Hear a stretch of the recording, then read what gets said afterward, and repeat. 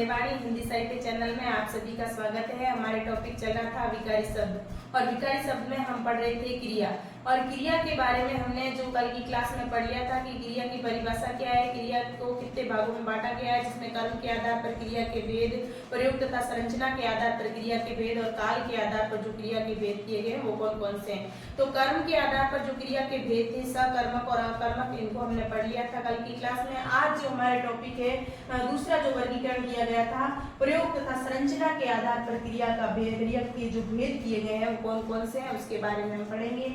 तो सबसे पहले हम पढ़ लेते हैं कि प्रयोग तथा संरचना के आधार पर क्रिया के भेद किस प्रकार किए गए हैं। देखो, वाक्य में क्रिया का प्रयोग कहाँ किया जा रहा है, किस रूप में किया जा रहा है, इसके आधार पर जो क्रिया के भेद किए गए हैं वो निम्न भेद किए गए हैं। एक बार पुनः पढ़ लेते हैं कि वाक्य में क्रियाओं का प्रयोग कहाँ किया जा रहा है, किस रूप में किया जा रहा है, इसके आधार पर जो है क्रिया के निम्न भेद किए गए हैं। पहला है सामान्य क्रिया।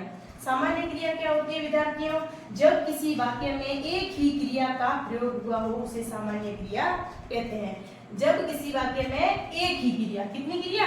एक ही क्रिया, एक ही क्रिया का प्रयोग हुआ हो उसे हम सामान्य क्रिया कहते हैं। जैसे महेंद्र जाता है, यहाँ महेंद्र करता है और उसकी क्रिया कितनी दे रखी है? एक, जाता है, मतलब जाना क्रिया एक ही दे रखी है। दूसरा संतोष आई, तो यहाँ पे संतोष करता है और आई यानी कि आना क्रिया है, तो क्रिया भी यहाँ पे एक है, तो इसे हम कहेंगे सामान्य क्रिया।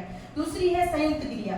संयुक्त क्रिया वो होती है विद्यार्थियों जो क्रिया दो या दो से अधिक, कितने? दो या दो से अधिक भिन्न अर्थक क्रियाओं के मेल से, भिन्न अर्थक मतलब भिन्न भिन्न अर्थ देने वाली क्रियाओं के मेल से जो बनती है उसे हम कहेंगे संयुक्त क्रिया। जैसे जया ने खाना बना लिया, यहाँ जया ने खाना बना लिया मतलब बनाना और लेना, यहाँ पे कितनी क्रिया हो गई? दो क्रियाएं हो गई, मतलब संयुक्त। बना लिया और बनाना और लेना, ये दो क्रियाएं साथ में हो गई, तो इसको हम संयुक्त क्रिया कहेंगे। इधर दीपक ने खाना खा लिया, तो यहाँ पे एक तो खाना खा लिया मतलब खाना क्रिया हो गई और एक लेना क्रिया हो गई, मतलब ये दोनों मिलके संयुक्त क्रिया हो गई। तीसरी है प्रेरणात्मक क्रिया।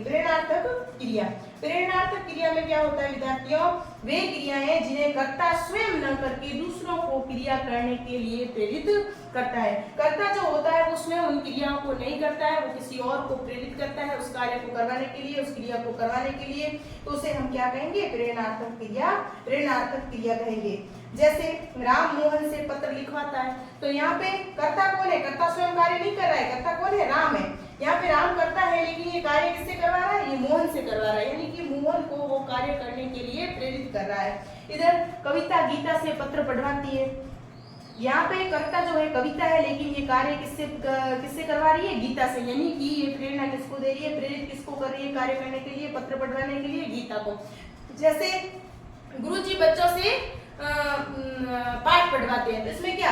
गुरुजी बच्चों को पाठ पढ़ने के लिए प्रेरित कर रहे हैं, तो यहाँ पे जो प्रेरित करने वाला हो वो करता है जो स्वयं कार्य नहीं करता है लेकिन दूसरों को क्रिया करने के लिए प्रेरित करता है, उन क्रियाओं को हम प्रेरणात्मक क्रिया कहते हैं। अब विद्यार्थियों है पूर्वकालिक क्रिया।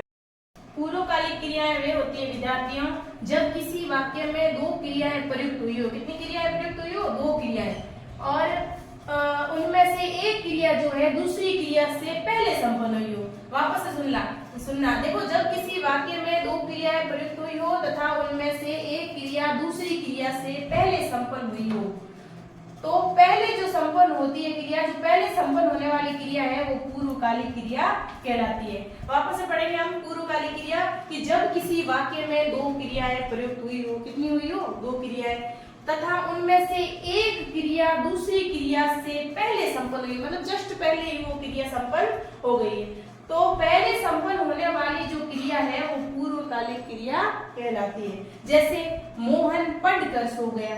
अब देखो, मोहन ने क्या किया?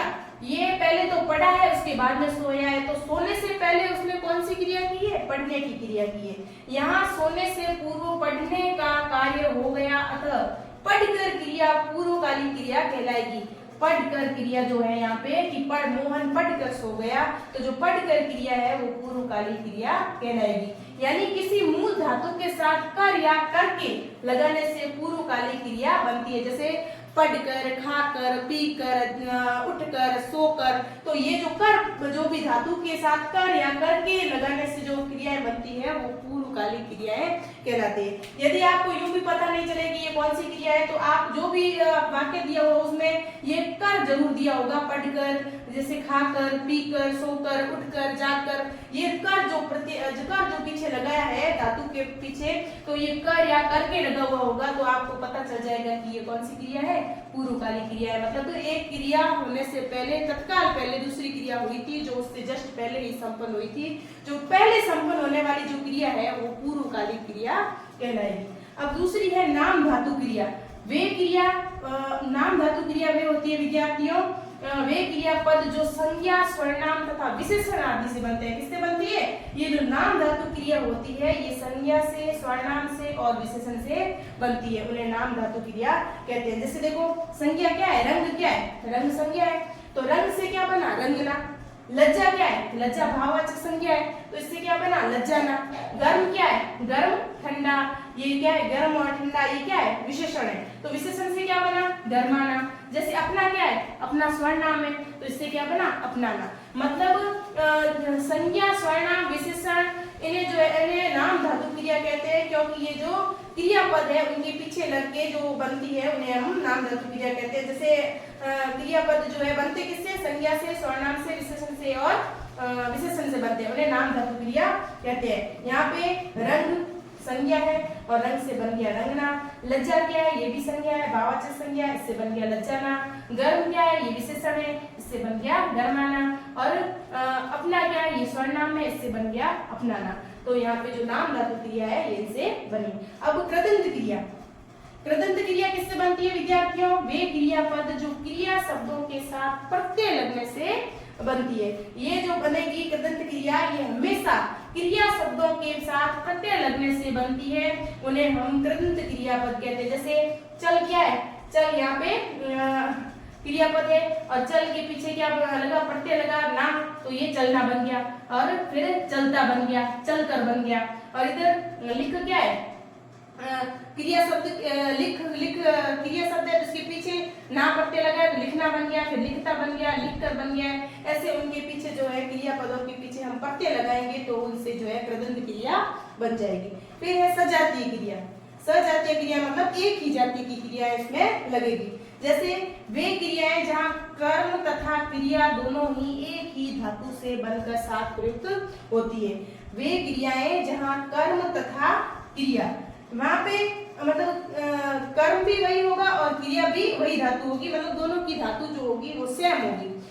उनके साथ जो प्रयुक्त होती है उन्हें हम क्या कहते हैं, सजातीय क्रिया कहते हैं। जैसे देखो भारत ने लड़ाई लड़ी, तो यहाँ पे क्रिया क्या है, लड़ना, लड़ना से ही लड़ाई बनी और लड़ना से ही लड़ी बना। तो ये दोनों ही जो क्रियाएं, कर्म तथा क्रिया दोनों एक ही धातु से बनती है, प्रयुक्त होती है, वो सजातीय क्रियाएं कहलाती है। भारत ने लड़ाई लड़ी, लड़ाई मतलब लड़ाई भी लड़ धातु, लड़ क्रिया से, लड़ना क्रिया से बनी है, और लड़ी, लड़ी मतलब कि लड़ना ही होता है। लड़ी, लड़ी किसमें, भारत में। तो क्रिया तथा कर्म दोनों ही एक ही धातु से बने, इसलिए इनको सजातीय क्रियाएं कहते हैं। अब है सहायक क्रिया। सहायक क्रिया क्या होती है विद्यार्थियों? किसी भी वाक्य में मूल क्रिया की सहायता करने वाले पद को सहायक क्रिया कहते हैं।